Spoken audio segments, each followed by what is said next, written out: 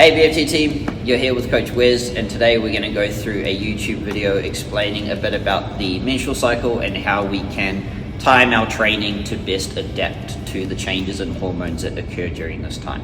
So as you can see on the screen, a typical menstrual cycle is going to last for 28 days. That is divided into two phases.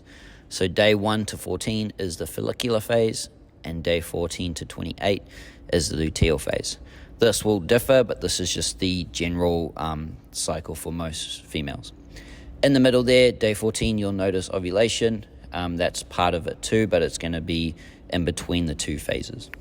So as you can see, there's 4 different hormones, and they're going to be doing different adaptations based on what phase we're in. So we'll start with FSH, which is your follicular stimulating hormone. This is accompanied by LH, which is your luteinizing hormone.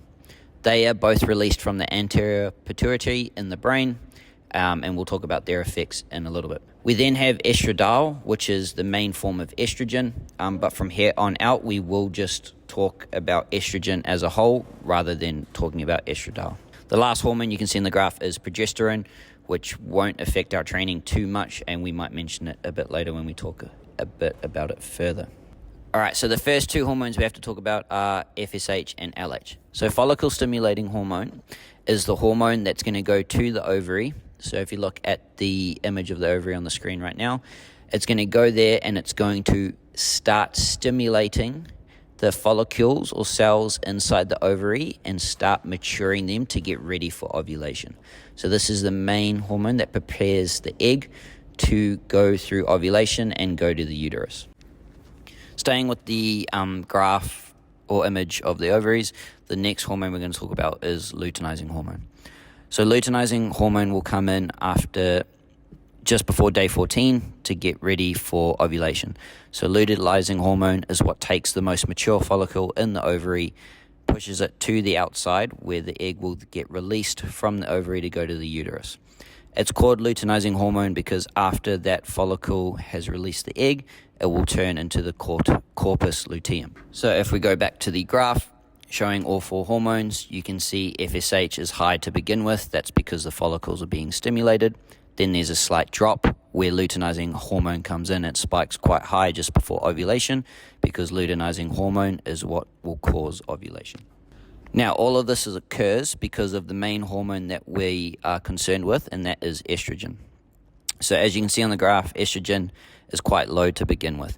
This is because low levels of estrogen will inhibit luteinizing hormone from activating.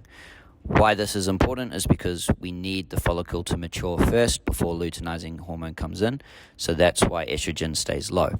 But at low levels, estrogen prohibits follicle stimulating hormone, which makes sense because we need the follicle to develop first. At high concentrations, estrogen is what actually releases luteinizing hormone, which is why you see estrogen spike right before luteinizing hormone spikes, because high levels are what releases it so that ovulation can occur. Why this is important for us in our training is because estrogen is the main anabolic hormone for females. It is the testosterone that males have, but for females. So when estrogen is highest is when we should be maximizing our strength and resistance training. The more estrogen that's present during our strength and resistance training is the way we're going to maximize how much good tissue we build, such as muscle and bone. This is why in the follicular phase, so day 1 to 14, the first 2 weeks of your menstrual cycle is when we should be doing our heaviest lifts. So when we have control of our menstrual cycle, we know what day we're in.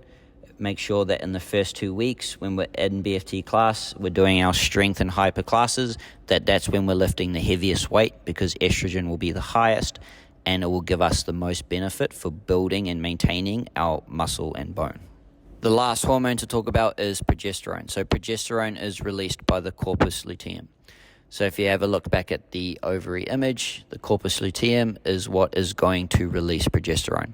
Progesterone inhibits luteinizing hormone and follicle stimulating hormone from activating, which makes sense. We've just gone into ovulation into the luteal phase, so we don't need another follicle to be ready for quite some time. So progesterone is released to make sure that that does not happen, as you can see in the drop in follicle stimulating hormone and luteinizing hormone. This is also accompanied by a decrease in estrogen during the luteal phase.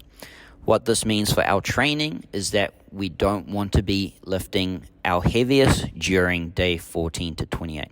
So those last 2 weeks when we're doing our strength and hyper classes, what we want to be doing is actually going lower weight, higher reps, because we don't have enough estrogen there to be able to maximize building that tissue for that strength training class.